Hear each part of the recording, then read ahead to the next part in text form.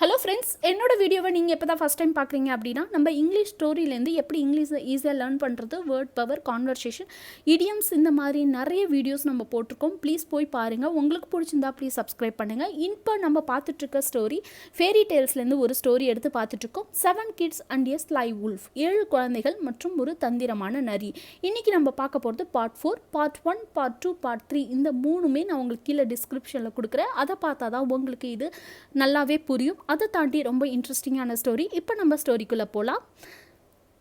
She hurried இன். உடனே அந்த நானி code வந்து ஈவினிங்கில் வருது இல்லையா, இந்த மாதிரி இந்த உல்ஃப் இதுங்களெல்லாம் சாப்பிட்டுட்டு போனதுக்கப்புறம் இந்த நானி கோட், அதாவது அந்த 6-7 குழந்தைங்களோட தாய் வந்து ஈவினிங் வரும்போது ஷீ ஹரிட் இன். உடனே தன்னோட குடிசை கதவு திறந்திருக்கதை பார்த்ததும் ரொம்பவுமே வேகமாக உள்ள நுழையுது. எவ்ரி திங் இந்த room was out of place. அந்த எவ்ரி திங், அதாவது எவ்ரி திங்னா எல்லாமே அனைத்துமே அந்த ரூமில் இருக்கிற எல்லாமே அவுட் ஆஃப் பிளேஸ். அப்படின்னா அந்த இருக்கிற இடத்துல இல்லாமல், பொருந்தாத இடத்துல எல்லாமே கண்ணாப்புண்ணான்னு கிடக்கு. Some of the things lying upside down. நிறைய பொருள்கள் வந்து கண்ணாப்புண்ணான்னு அங்கேயும் இங்கேயுமா மேலும் கீழுமா கண்ணாப்புண்ணான்னு கிடக்கிறத பார்க்குது. The room was all topsy turvy. அந்த ரூமே அப்படியே, அந்த குடிசையே அப்படியே தலைகீழ மாறி கிடக்கிறத அந்த நானி கோட் பார்க்குது. ஹே கிட்ஸ், வேர் ஆர் யூ. உடனே அந்த நானி கோட்ஸ் உள்ள நுழைஞ்சதுமே அதை பார்த்ததுமே என்ன சொல்லுது? ஹே கிட்ஸ், வேர் ஆர் யூ. நீங்கள்லாம் எங்கே இருக்கிறீங்க? வேர் ஆர் யூ அப்படின்னா நீங்கள் எங்கே இருக்கிறீர்கள் அப்படின்னு கேட்குது. She called out loud in a trembling voice. உடனே அது ரொம்பவுமே கத்தி, ரொம்பவே உரத்த குரலில் ரொம்ப நடுங்கி போய் hey kids, where are you அப்படின்னு ரொம்ப நடுங்கி கேட்குது. Tears welled up in her eyes. அதோட கண்கள்லேருந்து கண்ணீர் வந்து அதிகரிச்சுக்கிட்டே இருக்குது. அப்படியே கண்லேருந்து தண்ணியாக ஊற்றிட்டுருக்கு. Oh God, if only my kids had listen to my advice. உடனே அது என்ன சொல்லுது? ஐயோ கடவுளே, இந்த குட்டிகள் எல்லாம் என்னோட அட்வைஸ், அதாவது நான் வெளில போகும்போது சொல்லிட்டு போனேனே, வெளில அந்த நரி காத்துட்ருக்கு, ரொம்ப ஜாகிரதையாக இருங்கன்னு நல்லா தாழ்பால் போட்டுங்கன்னு சொல்லிட்டு போனேனே, ஆனால் இந்த குட்டிகள் எல்லாம் கேட்கவே இல்லையே அப்படிங்கிற மாதிரி சொல்லிட்டு ரொம்ப புலம்புது. Just as she was muttering these words the 7th kid jumped out of the grandfather clock. இந்த மாதிரி அது புலம்பிட்டு இருக்கும்போது, மட்டரிங் அப்படின்னா முணுமுணுக்கிறது, இந்த மாதிரி இந்த வார்த்தைகளை முணுமுணுத்துட்டு இருக்கும்போது 7th கிட், அந்த 7வது கிட்ட விட்டுட்டு போயிடுச்சு இல்லையா, அந்த கிட்டு மட்டும் தன்னோட கிராண்ட்ஃபாதர், அதாவது தாத்தாவோட அந்த கிளாக்லேருந்து, அந்த வந்து கடிகாரத்துலேருந்து வெளில குதிக்குது.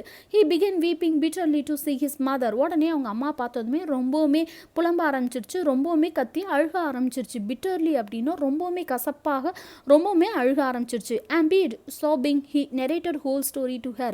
உடனே அந்த குட்டி என்ன பண்ணுது? நடந்த எல்லாவற்றையும் சொல்லுது. now she realized that the kids were not so much as fault.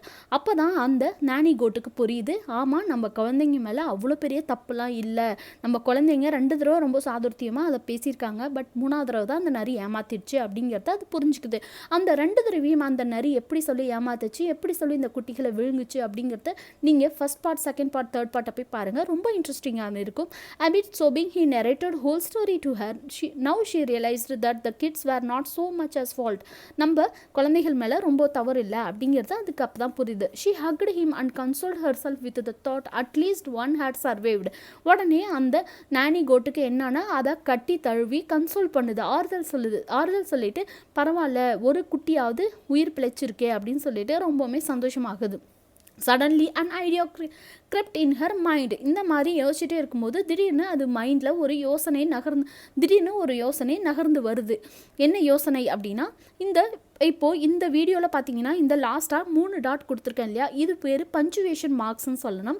இந்த பஞ்சுவேஷன் மார்க்ஸை எங்கே எப்படிலாம் பயன்படுத்தணும் ஆங்கிலத்தில் சரியாக அப்படிங்கிறத நான் மேலே லிங்க் கொடுக்குறேன், போய் பாருங்கள், ரொம்ப இன்ட்ரெஸ்டிங்காக இருக்கும். ஸோ இதுக்கப்புறம் என்ன நடக்குது அப்படின்னா, the wolf may not have bolted my kids in cupboards. உடனே அது என்ன சொல்லுது? இந்த உல்ஃபால் எல்லாத்தையுமே, நம்மளோட எல்லா குட்டிகளையுமே மென்னெல்லாம் சாப்பிட்ருக்க முடியாது, ரொம்பவுமே அவசரப்பட்டு முழுங்கிருக்கணும். he may have swallowed them in a hurry. swallowed themனா முழுங்கிறது, them in a hurryனா ரொம்பவுமே ரொம்ப அவசரமாக விழுங்கியிருக்கணும். And if that be true, அந்த மாதிரி அது நடந்திருந்தால், அதாவது அதால் பொறுமையாக இருந்து சாப்பிட முடிஞ்சிருக்காது, அதனால் அது வேகமாக முழுங்கியிருக்கும். அப்படி அது உண்மையாக இருந்ததால் there is a faint chance of getting my kids back alive. இந்த மாதிரி அது நடந்திருந்தால் ஒரு சான்ஸ் இருக்குது, நம்ம குழந்தைகளை திருப்பி பெறுவதற்கு, உயிருடன் வருவதற்கு ஒரு சின்ன சான்ஸ் இருக்குது. ஃபெயிண்டிங்னா தெளிவற்ற, அதாவது இருக்கலாம் இல்லாமையும் இருக்கலாம், அந்த மாதிரி ஒரு தெளிவற்ற ஒரு சிந்தனை அதுக்கு வருது. This brought a ray of hope. உடனே இந்த விஷயம் வந்து அதுக்கு சிறிதளவு நம்பிக்கையை கொடுக்குது. சரி போய் பார்க்கலாம் அப்படின்னு சொல்லிட்டு she began planning ways to tackle the situation. உடனே அந்த நானி கோட் என்ன பண்ணுது, ஒரு பிளான் பண்ணுது. பிகேன்னா தொடங்கியது, ways to tackle the situation அப்படின்னா அந்த சுச்சுவேஷனை எப்படி சமாளிக்கிறது அப்படிங்கிற ஒரு சின்ன யோசனை அதுக்கு வருது. My dear sweet little kid. உடனே அது அந்த ஒரு குட்டி பிழைச்சிருக்கு இல்லையா, அந்த குட்டியை பார்த்து சொல்லுது, the wolf may not have gone too far. நம்ம அந்த நரி வந்து ரொம்ப தூரம் போயிருக்க முடியாது, ஏன்னா வயிறு முட்டை சாப்பிட்ருக்கு இல்லையா, அதனால் ரொம்ப தூரம் போயிருக்க முடியாது.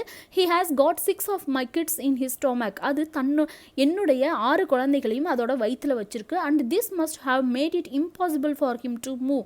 இந்த மாதிரி அது வச்சிருக்கிறது அதால் கொஞ்சம் கூட நகர முடியாது. impossible அப்படின்னா முடியாத செயலாக, நகர முடியாத செயலாக இருக்கும். அதனால் கண்டிப்பாக அது ரொம்ப தூரத்துக்கு போயிருக்காது. he must be lying somewhere near our hut.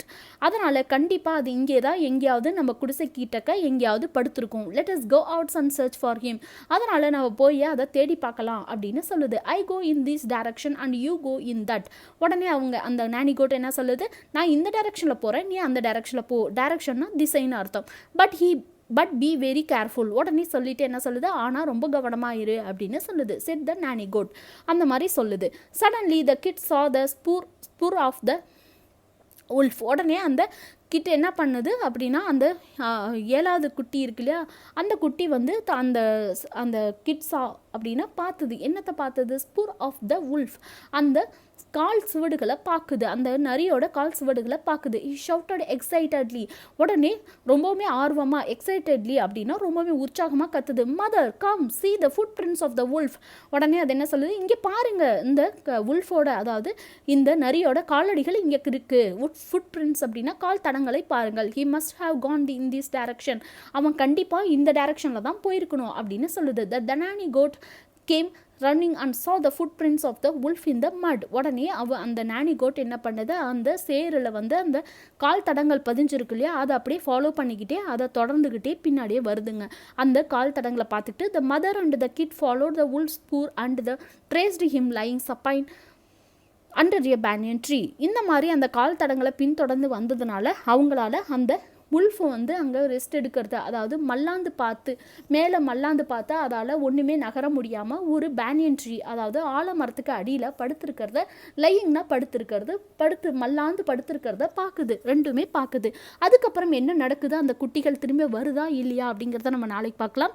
இதோட first part, second part, third part, fourth பார்ட்டோட லிங்க் நான் உங்களுக்கு கீழே கொடுக்குறேன். அதை போய் பாருங்கள், உங்களுக்கு ரொம்ப இன்ட்ரெஸ்டிங்காக இருக்கும். அதெல்லாம் பார்த்தா தான் உங்களுக்கு புரியும் அந்த தந்திரமான நெறி எப்படி இந்த 7 குட்டிகளையும் வந்து கொன்னுச்சு, எப்படி சாப்பிட்டுச்சு அப்படிங்கிறத போய் பாருங்கள். இப்போ இதோட நம்ம இன்றைக்கி பார்த்து நம்ம முடிச்சுக்கிறோம். நாளைக்கு நான் உங்களுக்கு 5th பார்ட் போடுறேன். உங்களுக்கு இந்த ஸ்டோரி பிடிச்சிருந்தா ப்ளீஸ் சப்ஸ்கிரைப் பண்ணுங்கள். தேங்க்யூ ஃபார் வாட்சிங்.